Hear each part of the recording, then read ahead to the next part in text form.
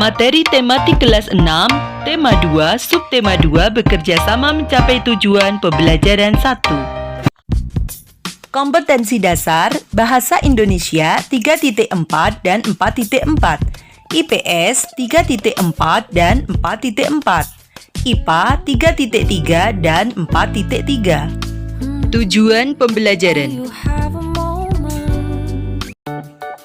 Setelah proklamasi kemerdekaan Indonesia, bangsa Indonesia masih perlu berjuang mempertahankan kemerdekaan Indonesia.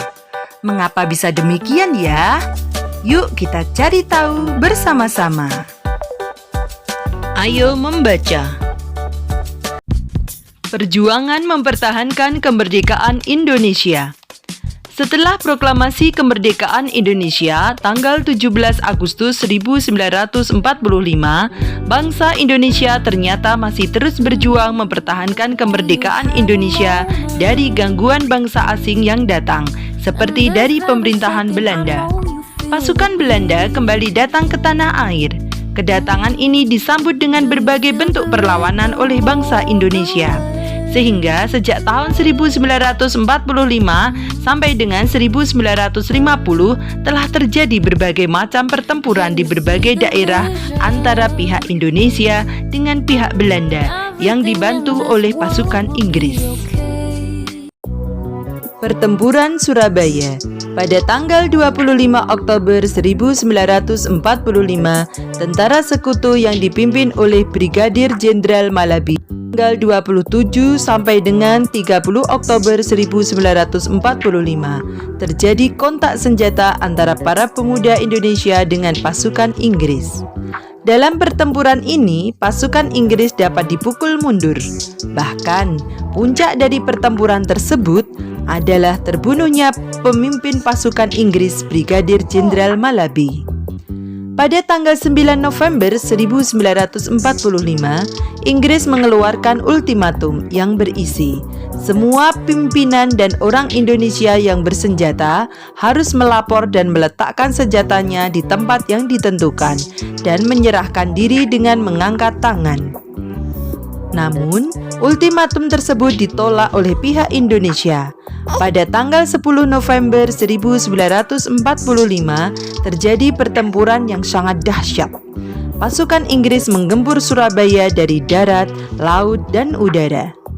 Peristiwa 10 November ini diperingati sebagai Hari Pahlawan. Nah, berdasarkan bacaan yang berjudul Pertempuran Surabaya tadi, kalian dapat mengisi peta pikiran berikut ini dengan menggunakan kalimat efektif. Namun, kita belajar dulu apa itu kalimat efektif ya. Penasaran kan? Kalimat efektif adalah kalimat yang mengandung gagasan pembicara atau penulis yang terdiri atas kata-kata yang mempunyai unsur SPOK. Apa itu SPOK? S. Subjek, P. Predikat, O. Objek, K. Keterangan. Nah, ciri-ciri kalimat efektif adalah 1. Memiliki unsur penting atau pokok, minimal unsur subjek dan predikat. 2. Menggunakan struktur bahasa yang tepat. 3. Memenuhi kaidah ejaan yang berlaku. 4. Menggunakan pilihan kata atau diksi yang tepat dan sesuai kebutuhan. Perjuangan dalam mempertahankan kemerdekaan Indonesia tidak dapat dilakukan sendiri-sendiri. Sangat diperlukan kerjasama dan persatuan dari seluruh rakyat Indonesia agar cita-cita untuk menjadi bangsa yang bebas dan merdeka dapat tercapai. Pertempuran Surabaya adalah salah satu dari sekian banyak upaya yang dilakukan oleh bangsa Indonesia dalam mempertahankan kemerdekaan Indonesia.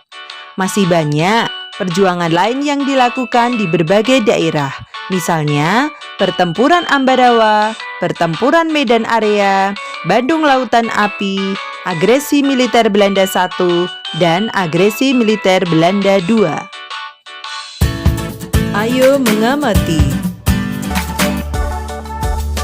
Ciri-ciri hewan dan habitatnya atau tempat tinggalnya. Ayam ciri-cirinya berbulu, bertelur, bersayap, dan memiliki paruh. Habitatnya di lingkungan darat seperti rumah, kebun, dan peternakan. Berikutnya ciri-ciri bebek yaitu berbulu, bertelur, bersayap, dan memiliki paruh. Adapun habitatnya yaitu di lingkungan darat dan air, contohnya sawah dan sungai. Berikutnya ciri-ciri ikan yaitu bersisik, bertelur, dan bersirip. Habitat ikan yaitu di lingkungan air, contohnya laut, kolam, dan rawa. Berikutnya ciri-ciri cicak yaitu autotomi, bertelur, merayap, dan pemakan serangga. Autotomi adalah melepaskan ekornya untuk melindungi diri. Habitatnya di lingkungan darat seperti dinding dan atap rumah. Ciri khusus pada hewan mempunyai hubungan yang erat dengan tempat tinggalnya. Contohnya, ikan memiliki insang untuk bernafas di dalam air. Cicak memiliki perekat pada kakinya untuk dapat menempel di dinding. Dan bebek memiliki selaput pada kakinya agar dapat berenang di air. Bebek memiliki ciri khusus yang disesuaikan dengan tempat tinggalnya. Bebek hidup di darat, namun untuk mencari makan, bebek biasanya berada di air. Ciri khusus yang dimiliki bebek untuk mencari makan berupa paruh yang agak panjang dan lebar pada bagian ujungnya. Bebek mencari makan di air seperti kolam, sungai, sawah, atau danau yang dangkal. Bulu bebek dilapisi oleh minyak sehingga tidak basah jika terkena air. Ketika bebek keluar dari air dan berada di darat, bebek biasanya mengibas-ngibaskan bulunya sehingga air yang menempel di tubuhnya keluar. Apa yang akan terjadi jika bulu bebek tidak dilapisi minyak dan air menyerap ke tubuhnya? Selain itu, bebek juga memiliki ciri khusus lainnya, yaitu selaput pada kakinya. Selaput tersebut digunakan untuk berenang.